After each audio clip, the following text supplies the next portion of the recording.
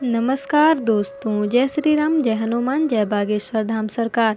दोस्तों, अगर आपसे कोई ये कह दे कि केवल एक लौंग आपकी किस्मत की चाबी खोल सकती है, तो क्या आप मानेंगे?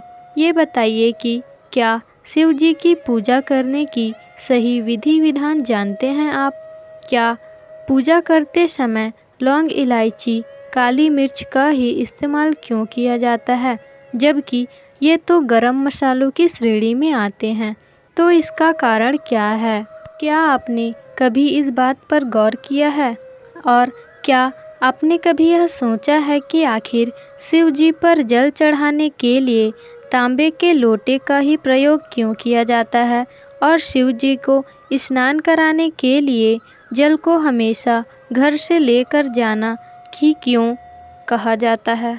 तो दोस्तों, सवाल तो बहुत सारे हैं, तो क्या हो अगर आपको इन सभी सवालों के जवाब एक ही वीडियो में मिल जाए।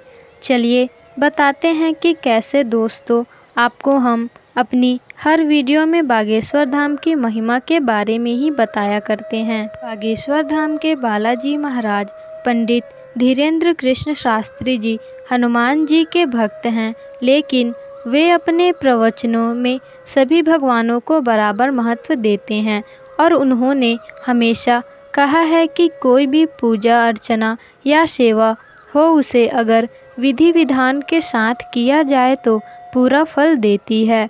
तो इसी के चलते उन्होंने अपने प्रवचन में अपने भक्तों को कई ऐसे ज्ञान की बातें बताई है जिन्हें हर भक्तों के लिए ज़रूरी है, ताकि वह पूरे विधि विधान के साथ भगवान की पूजा अर्चना कर सकें।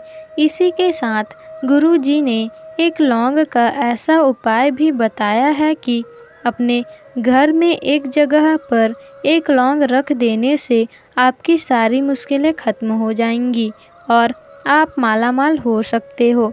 तो क्या है वह उपाय, जानना चाहते हैं तो वीडियो में अंत तक हमारे साथ ज़रूर बने रहिएगा। तो दोस्तों, आपका स्वागत है हमारे चैनल पर। तो वीडियो में हम आगे बढ़ते हैं। दोस्तों, बागेश्वर धाम के बालाजी सरकार हनुमान जी के कट्टर भक्त हैं और वह हमेशा अपने दरबार में यह कहते हैं कि हनुमान जी ही शंकर जी का स्वरूप है। उन्होंने अपने प्रवचन में भक्तों को यह भी बताया है कि दुनिया भर में जितने भी हनुमान चालीसा अंकित हैं, उनमें ये लाइन गलत है कि शंकर सुवन केसरी नंदन, क्योंकि सुवन केसरी नंदन का कोई अर्थ नहीं निकलता। वास्तव में यह लाइन है शंकर स्वयं केसरी नंदन, क्योंकि बालाजी सरकार कहते हैं कि शंकर जी स्वयं ही हनुमान जी हैं। हनुमान जी शंकर जी के ही अवतार हैं। जैसे शंकर जी भोले भोले हैं और जरा सी पूजा पाठ से प्रसन्न हो जाते हैं, उसी तरह हनुमान जी भी बहुत जल्द प्रसन्न होने वाले देवताओं में से एक है। इसी के साथ उन्होंने शंकर जी पर चढ़ने वाले जल का भी महत्व अपने भक्तों को बताया है। गुरु जी कहते हैं कि हमारे शास्त्रों में जितने भी देवी देवताएं हैं, उनमें से केवल शंकर जी ही ऐसे देवता है कि हमारे शास्त्रों में जितने भी देवी देवताएं हैं जिन्हें रोज जल अर्पित किया जाता है, इनके सर पर साक्षात गंगा विराजमान है। और आप किसी भी मंदिर में जाएं, आपको सभी मंदिर में झाड़ू पोछा लगे हुए मिलेंगे, लेकिन शंकर भगवान के मंदिर में हर रोज़ सुबह हजारों भक्त जल चढ़ाने के लिए आते हैं। फिर चाहे वह शिवलिंग कोई भी हो, शिव जी पर गंगा जल चढ़ाने का विधान भी शास्त्रों में बताया गया है। लेकिन कलयुग में रोजाना शिव जी पर जल चढ़ाने के लिए कहाँ से लाएंगे? तो विष्णु पुराण, शिव पुराण में वर्णित है कि अगर हम अपने घर में तांबे के लोटे में जल भर कर जाते हैं, तो शिव मंदिर के द्वार पर बैठे हुए नंदीगढ़ मंदिर को चौखट पार करते ही लोटे के जल को गंगा जल में बदल देते हैं और फिर हम उसी जल को शिव जी पर अर्पित करते हैं। तो इसीलिए जल को हमेशा घर से भर के ले जाने की सलाह दी जाती है। जो मंदिर में लगे हुए नल या टंकी में से शिव जी पर जल चढ़ाते हैं, वह जल वास्तव में शिव जी स्वीकार नहीं कर पाते। इसी के साथ गुरु जी ने एक और उपाय बताया है कि जब भी हमें कितनी भी बड़ी से बड़ी परेशानियां हो सकती है, आपको उस समय कुछ नहीं करना। सिर्फ जो बटुकेश्वर महादेव का स्वरूप है, आपको किसी भी बरगद के पेड़ के नीचे एक बटुकेश्वर महादेव का शिवलिंग बनाना है।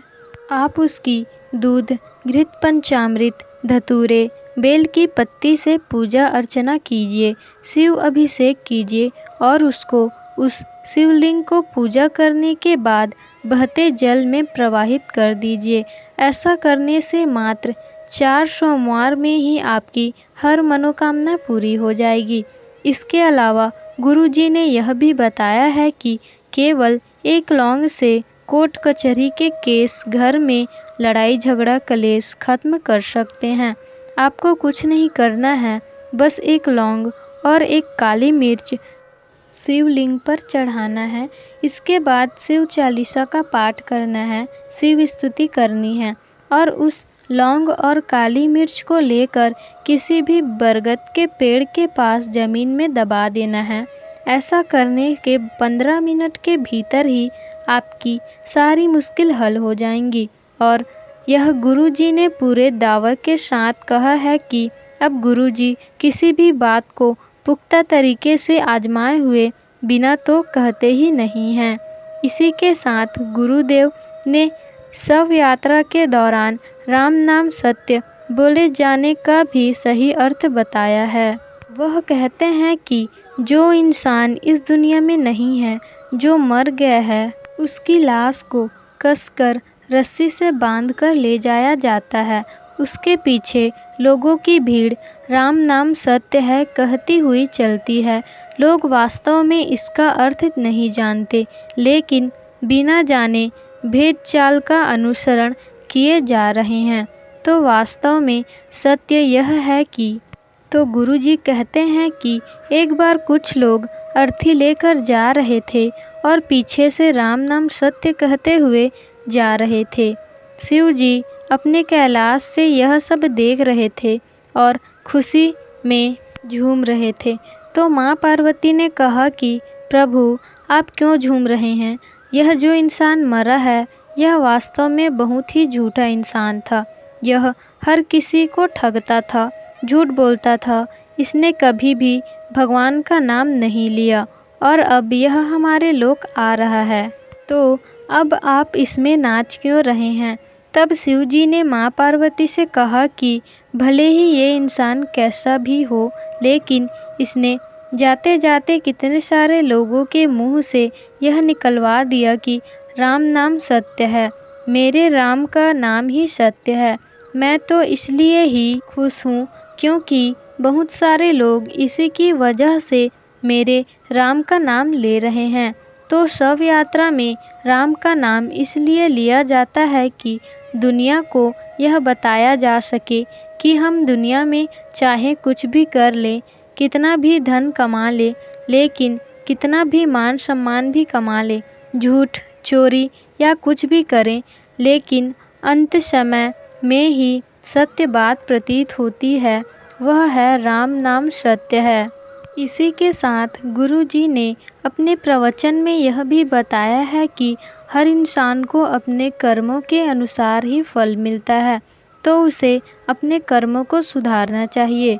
और अगर तरक्की करनी है तो तरक्की करने का एक अचूक उपाय भी गुरुजी ने बताया है अपने भक्तों को। गुरुजी कहते हैं कि भोलेनाथ की पूजा करना बहुत ही सरल है, तो भोलेनाथ केवल एक लौंग से भी प्रसन्न हो सकते हैं। आपको अगर अपने जीवन में कुछ भी पाना है, तो कोई भी मनोकामना सिद्ध करनी है, तो रोजाना 1 लोटा जल और 2 लौंग ले जाकर शिव जी के शिवलिंग पर चढ़ा दीजिए। लेकिन इस बात का ध्यान रखिए कि शिव के मंदिर में सफाई रहना बहुत ज़रूरी है। आप जो कुछ भी शिव जी पर चढ़ाते हैं उसे उतारिए भी। ऐसा ना हो कि शिव जी के ऊपर आपने एक के बाद फूल फल सामग्री चढ़ाकर उन्हें पूरा ही ढक दिया है। अगर आपके साथ कोई ऐसा करे तो आपको कैसा लगेगा?